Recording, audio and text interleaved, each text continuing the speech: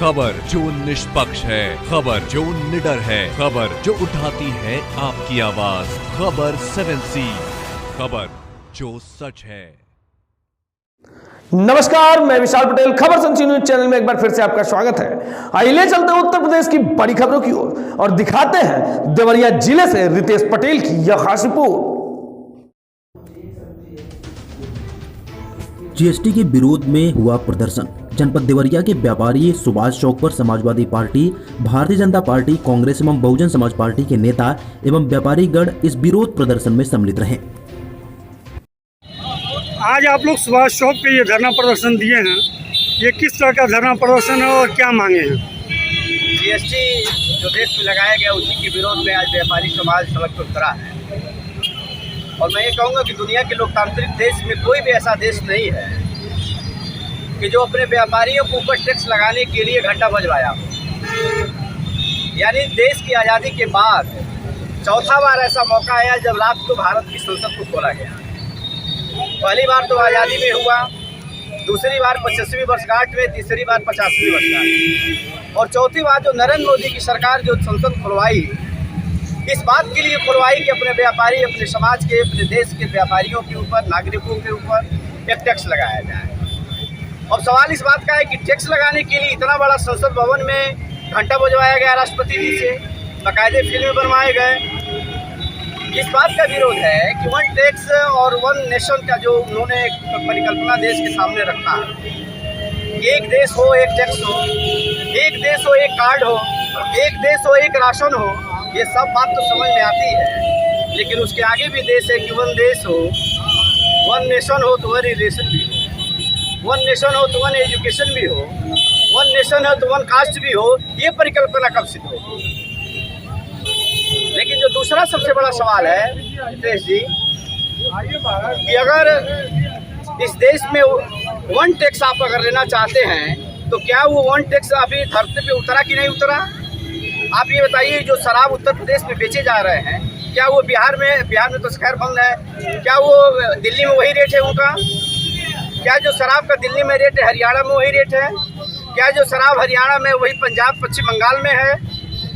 और जो पेट्रोल और जो डीजल आप बेच रहे हैं, क्या उस पर जीएसटी लगाई गई? शराब पे जीएसटी लगाई गई? और सवाल इस बात का है कि जो बिहार में जो आप पेट्रोल का दाम ले रहे हैं, क्या वही उत्तर प्रदेश में ले रहे हैं? क्या वही गुजरात में ले रहे हैं? क्या वही बिहार में ले रहे हैं? क्या वही दिल्ली में ले रहे हैं? क्या वही हरियाणा में ले रहे हैं? यानी जहां आपको भारी भरकम रुपया जहां से वसूलना है, उस पैसे से वसूल के आप उसमें जीएसटी नहीं लगाते हैं। सारे सामान पे आपने जीएसटी लगा दिया। मेरा सवाल नरेंद्र मोदी से है, इस सरकार से है कि क्या शराब पे और पेट्रोलियम पे टैक्स लगा कि नहीं लगा? क्यों उस पे जीएसटी आप नहीं लगाते हैं? वन टैक्स वन नेशन करिए उस पर। आज अभी पेट्रोल पे लगाइए 33 रुपये पर लीटर, अभी रेट कम हो जाएगा, व्यापारियों को, आराम जनता को लाभ मिलेगा। आज एक पेपर में निकला है कि अगर जो कच्चे तेल का दाम है जो अंतर्राष्ट्रीय मार्केट में जो घटे हैं, अगर आप उस पर जीएसटी वन टैक्स अगर लगाते हैं तो 35 रुपये रेट घटेगा। आप किसको लूट रहे हैं? जीएसटी आप नहीं लगाते हैं, वन टैक्स वन नेशन करिए उस पर। आज अभी पेट्रोल पे लगाइए 33 रुपये पर लीटर, अभी रेट कम हो जाएगा, व्यापारियों को, आराम जनता को लाभ मिलेगा। आज एक पेपर में निकला है कि अगर जो कच्चे तेल का दाम है जो अंतर्राष्ट्रीय मार्केट में जो घटे हैं, अगर आप उस पर जीएसटी वन टैक्स अगर लगाते हैं तो 35 रुपये रेट घटेगा। आप किसको लूट रहे हैं? जनता को। आखिर में आप क्यों इतना लूट रहे हैं? पैसा क्या कर रहे हैं? अगर आप हमसे सवाल करें कि नरेंद्र मोदी आखिर में पैसा क्या कर रहे हैं, तो एक सीधा सवाल है प्रधानमंत्री के ऊपर, ये सीधा आरोप है व्यापारी समाज की तरफ से, चाहे राजनीतिक समाज की तरफ से। ये सीधा आरोप है कि 8,500 करोड़ का जहाज करने की क्या जरूरत है? 20,000 करोड़ रुपए का शेल्टर वेस्टर बनाने की क्या जरूरत है? इस देश में आप बताइए, हजारों करोड़ रुपया आपने वैक्सीनेशन में खर्च किया, 18 करोड़ रुपया आप इसलिए खर्च कर देते हैं कि thank you Modi ji, thank you Modi के लिए 18 करोड़ रुपया। आप चले जाइए हॉस्पिटल में, आप बताइए, आप मेडिकल कॉलेज खुलवा दिए, आपके पास न्यूरोलॉजी का कोई डॉक्टर है? आपके पास गैस्ट्रोलॉजी का कोई डॉक्टर है? आपके पास यूरोलॉजी का कोई डॉक्टर है? कोई डॉक्टर नहीं है आपके पास, और आप मेडिकल कॉलेज चला रहे हैं और 18 करोड़ में थैंक यू मोदी जी कर रहा है। ये पैसा कहाँ जा रहा है? 10,000 करोड़ रुपया आपने प्रचार में लगा दिया। एनपीए मनमोहन सिंह के सरकार में 2.5 लाख करोड़ थी, 10 लाख करोड़ हो गए। सारे कम से कम 100 व्यापारी इस देश के लूट के इस देश से चले गए। यही व्यापारी तो उनकी सरकार बना रहे हैं, आप उन्हीं पे आरोप मर रहे हैं। हाँ, ये बात सही है कि व्यापारी सरकार बना रहे थे। अब व्यापारियों को भी समझ में आ रहा है, आना भी चाहिए। मैं तो व्यापारी समाज से इस बात को कहूँगा कि ठीक है, आपकी आस्था किसी दल में हो सकती है, लेकिन पहले आपकी दुकानदारी होगी तब फिर राजनीति करिए, या फिर आप राजनीति में आइए हम लोग इस तरीके से। और सबसे रितेश जी, एक सबसे आपको अच्छी बात एक बता रहा हूँ और नोट करने वाली बात है कि जो व्यापारी जीएसटी और नोटबंदी का समर्थन किया, वही आज व्यापारी डीएम को ज्ञापन दे रहा है। जी सड़क पे हैं। वही व्यापारी आज देखिए, जो भारतीय जनता पार्टी में जो काम करने वाले जो व्यापारी हैं, आज वो भी यहीं पे खड़े हैं। वो नोटबंदी के फायदे गिना रहे थे। क्या हुआ नोटबंदी में?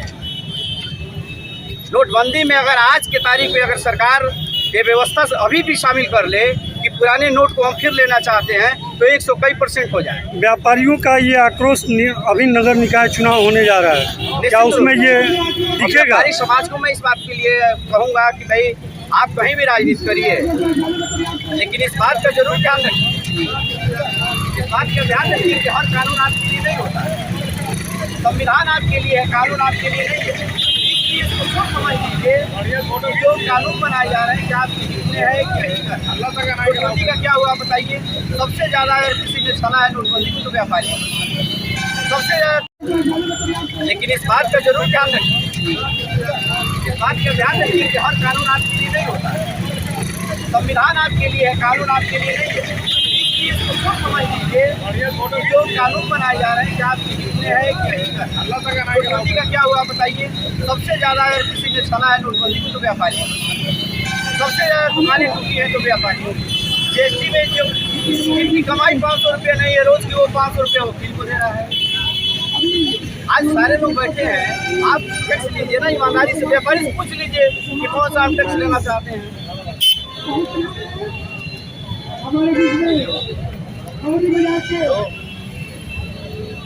आपका क्या शुभ नाम है?